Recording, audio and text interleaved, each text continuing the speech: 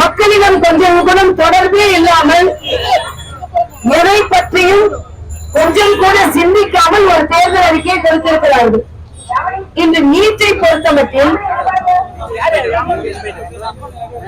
பொறுத்தமட்டில் தமிழக மாணவ மாணவிகள் நீட் தேர்வில் படித்து தேர்வு பெற்று பல இடங்களில் அவர்கள் தங்களது இடங்களை பெற்று மகிழ்ச்சியாக ஏழை எளிய மாணவர்கள் நீட்டினால் பலனடைந்து கொண்டிருக்கிறது. மறுபடியும் நீட்டை பற்றி சொல்லியிருக்கிறார்கள். இது காங்கிரஸ் கட்சியின் தேர்தல் அறிக்கை. நீட் மாநிலத்திற்கு மாநிலம் ஏற்றுக்கொள்ளலாம் என்று சொல்கிறார்கள். ஆனால் சிதம்பரத்து மனைவி மரியாதைக்குரிய வழக்கறிஞர் நளினி சிதம்பரம் அவர்கள் சுப்ரீம் கோர்ட் வாசலில் வைத்துத்தான் சொல்கிறார்கள், நீட்டை எந்த விதத்திலும் ரத்து செய்ய முடியாது, நீட்டை எந்த விதத்திலும் மாற்றி அமைக்க முடியாது.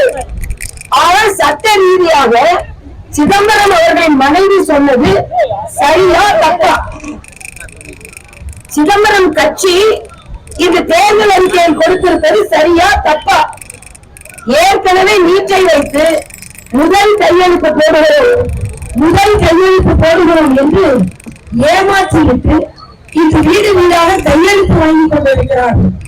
ஆக மக்களை ஏமாற்றுவதற்கு என்று ஒரு தேர்தல் அறிக்கை தந்தால் அதை மக்கள் ஏற்றுக்கொள்வார்களா? மக்களை ஏமாற்ற வேண்டும் என்பதற்காக மட்டுமே. அதே போல ஏற்கனவே குழந்தைகள் 14 வயது வரை நன்றாக கல்வி கற்றுக் கொண்டிருக்கிறார்கள். புதிய கல்வி கொள்கை அதைத்தான் சொல்கிறது. உணர்வோடு கல்வி கொடுத்துக் கொண்டிருக்கிறோம் என்று சொல்லும் பொழுது இன்று 12 வயசு வரை கட்டாய கல்வி கொடுக்கிறோம் என்றால் இவர்கள் என்ன சுதந்திரம் அடைந்த அடுத்த நாளில் இருக்கிறார்களா என்று நமக்கு தெரியவில்லை.